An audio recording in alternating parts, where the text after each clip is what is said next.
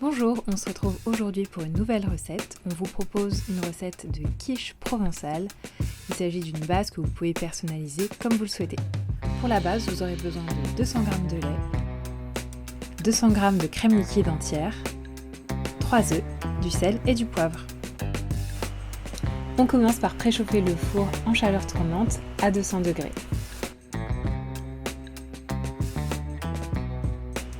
Pour préparer l'appareil, on va dans un premier temps casser les œufs.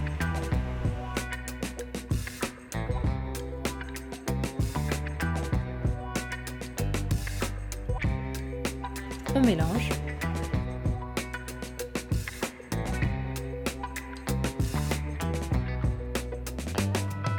On vient ajouter le lait et la crème.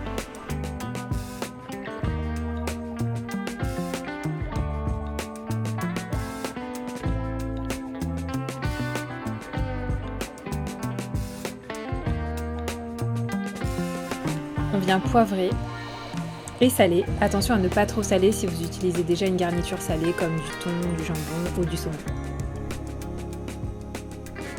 On vient ensuite fariner notre plan de travail pour étaler la pâte. Ici on a choisi une pâte fait maison qu'on a sortie quelques minutes avant l'utilisation, mais vous pouvez tout à fait utiliser une pâte du commerce. On tourne la pâte à chaque fois d'1/4 de tour pour garder une forme ronde. Pour réaliser une quiche avec de beaux angles droits, on a décidé d'utiliser un cercle à pâtisserie. Il est ici de 26 cm. Vous pouvez tout à fait utiliser un moule à tarte classique. Si vous utilisez un cercle, pensez à bien le beurrer en amont. On va ensuite venir piquer la pâte et la déposer dans notre moule. On vient enlever le surplus de pâte.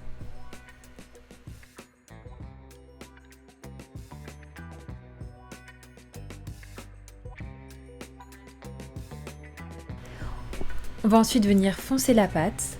On ramène ce qui dépasse vers l'intérieur. La pâte doit toujours dépasser légèrement pour faire une croûte. Avec les doigts, on descend la pâte jusqu'en bas du cercle pour former un bel angle droit.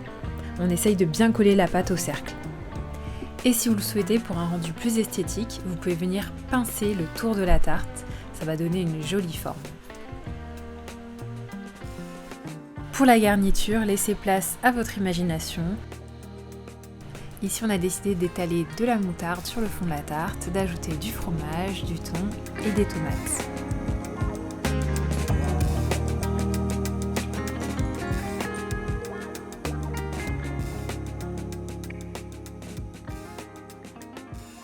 On vient ensuite verser notre appareil. On ajoute un peu d'origan ou des fines herbes si vous avez. On a placé notre quiche au four à 200 degrés en chaleur tournante pendant 45 minutes.